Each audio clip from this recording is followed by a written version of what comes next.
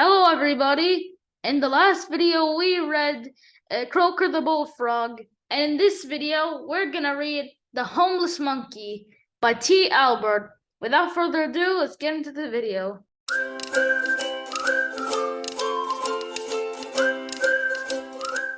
Once upon a time, there lived a monkey who had no home of his own. They called him Springs, for he always walked with a bounce in his steps. He had sold everything he owned, and with that money, he had started traveling the world. He wanted to see the world's smallest and biggest wonders. He traveled from village to village, town to town, and offered his services to do work in exchange for food and shelter. He was a happy monkey, and he loved helping people. One day, he passed through the village of Zvr, where 20 animals lived. He saw an old beaver, so he walked towards him and said, "Hello, Mr. Beaver. If I was to do some garden work for you today, would you be so kind as to give me something to eat?" The old beaver agreed and asked Springs to do some gardening and fix up a few things around the house. It was a long and tiring day for Springs, but he enjoyed his day. When Springs returned to the house in the evening, the whole village had gathered there.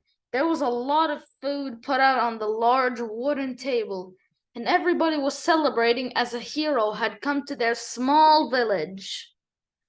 They all had a great time that night.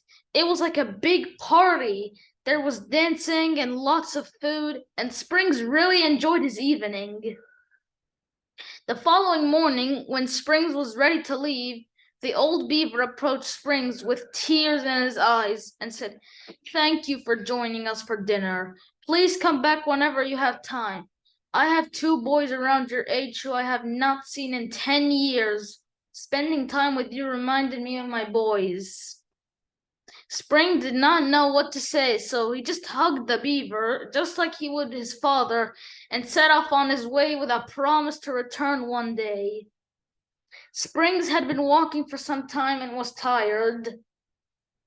He saw 2 highway robbers who pushed him down and took his bag away. When the robbers looked in his bag, they only found a rope, some tools, and some bread. They threw his bag on the ground and ran away. Springs picked up in his backpack and continued on his journey. He started to think about all the good and bad in the world. The road was long and winding and finally led him to a dark forest. The only way he could continue his journey was to walk through the forest. Springs walked for more than an hour, and then he realized he was lost. He decided to climb up a tree to relax and eat some of the bread the villagers had given him. Suddenly, Springs heard some voices shouting for help. He climbed down from the tree and ran in the direction the voices were coming from. Springs reached the place the voices were coming from. He saw that the 2 robbers who had pushed him earlier that day were trapped inside a deep hole in the ground. They were both trapped and couldn't get out, and were yelling for help.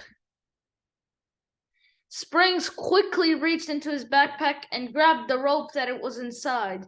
He tied one end of the rope to a tree and threw the other end inside the hole.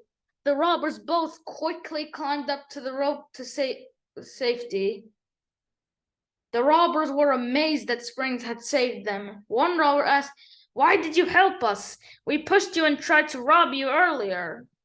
Springs replied, "There are good people and bad people in this world. The good people do good things and bad people do bad things.